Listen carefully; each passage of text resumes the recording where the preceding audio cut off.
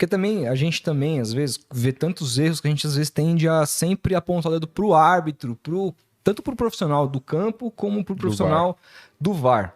Só que hoje, como você falou, existe um sistema todo brasileiro que colabora para isso. Você citou essa quantidade de câmeras. Você pega, por exemplo, na Premier League. É muito diferente, né? A Premier League é uma liga que produz câmeras suficientes para o VAR, e que passou um ano estudando isso, um VAR ali simulado que teve durante um ano, para só no ano seguinte eles implementarem.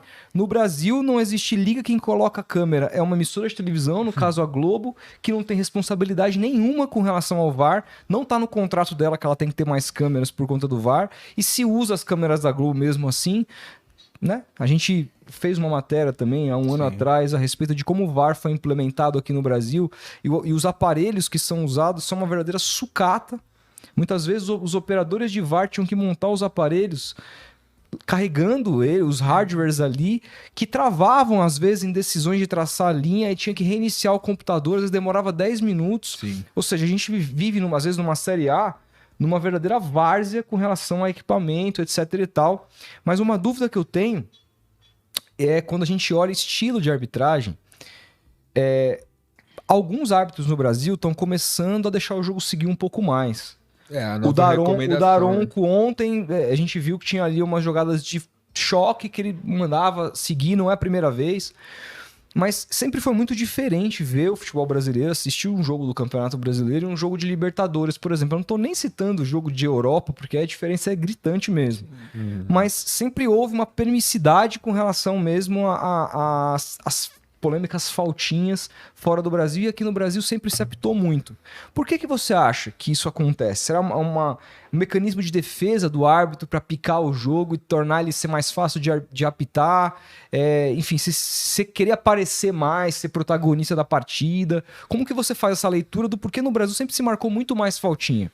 Eu acho que nós temos vários pontos aí, né? Primeiro eu falo estilos de arbitragem mesmo. Você tem árbitros com estilos de arbitragem diferente. Você tem árbitros que deixam o jogo seguir mais. Você tem árbitros que marcam todo o contato físico e param. E eu vejo isso até por uma questão maior de segurança do árbitro e não do jogo.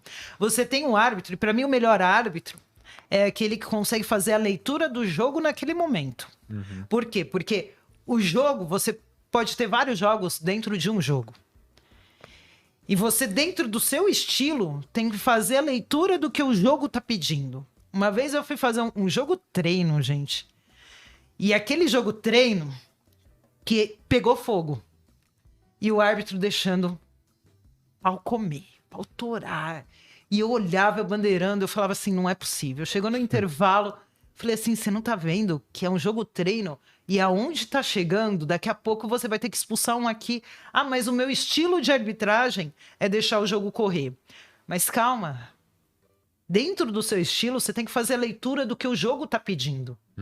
Os caras estão entrando e fazendo falta. Você tem que saber diferenciar o que é contato de jogo e o que é contato faltoso. Claro. Então tinha gente que chegava no plano de trabalho, que existe o plano de trabalho que a arbitragem faz antes dos jogos e tal. E aí o árbitro falava assim, eu não marco qualquer faltinha.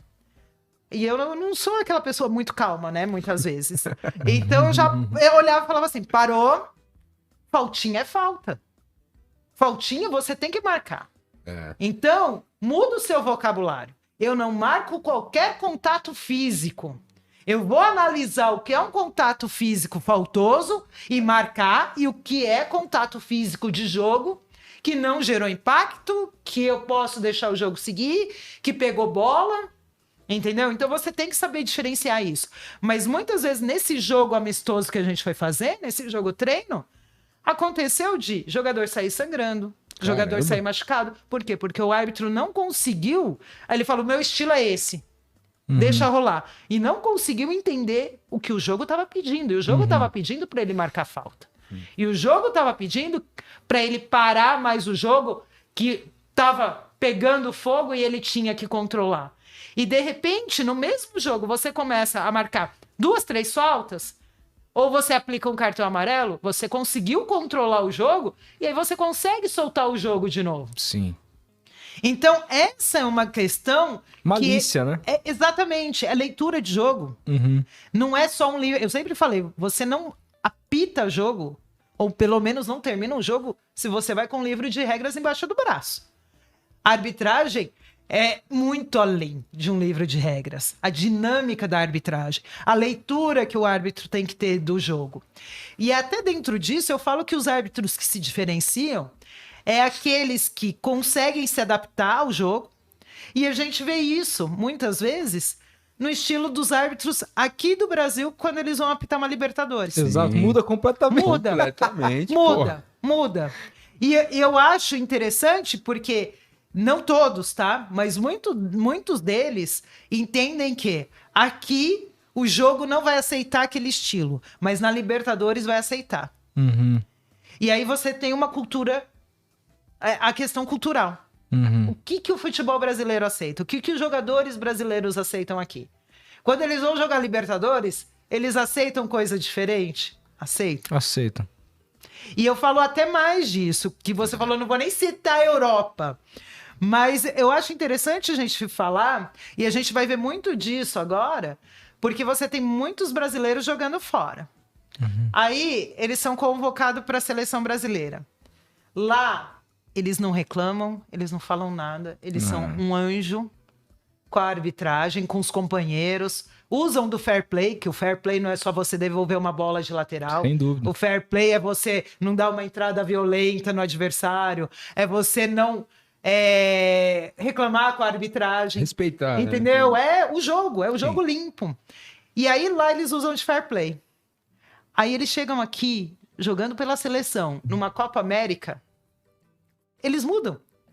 Eles mudam o jeito de dar uma entrada, eles mudam o jeito de falar com a arbitragem, eles fazem bolinho na arbitragem, coisa que a gente não vê eles fazendo lá. Então eu acho que entra muito uma questão cultural. E aí, para isso, você precisa de uma mudança geral. Quando esses árbitros começarem aqui no Brasil, a soltar mais o jogo, como a gente está vendo, e os jogadores começarem a entender que ele vai soltar o jogo e que não adianta reclamar, não adianta ficar no chão, jogadores pararem de simular, né? O caicai que a gente vê, a simulação, a cera, tudo isso muda. Então, eu acho que aí envolve o produto futebol, envolve árbitros mudarem atitudes, mas envolve jogadores mudarem atitudes, treinadores mudarem atitudes e até a própria imprensa e torcedores. Entendeu? Eu ficava pé da vida quando eu tava num jogo e eu via jogador fazendo cera. Nossa. Eu ficava pé da vida. Falava, gente, isso não vai fazer diferença porque ele vai acrescer 5 minutos a mais depois. Só que olha o tempo que a gente tá perdendo aqui numa cera, num campo de jogo. Claro. Então, eu vejo uma mudança cultural que a gente tem que ter, mas que envolve todo mundo e não só o árbitro. E os árbitros diferenciados, é isso que eu falo. Na minha visão, ele consegue entender o jogo que ele está apitando e o jeito que ele tem que agir conforme o jogo e o local.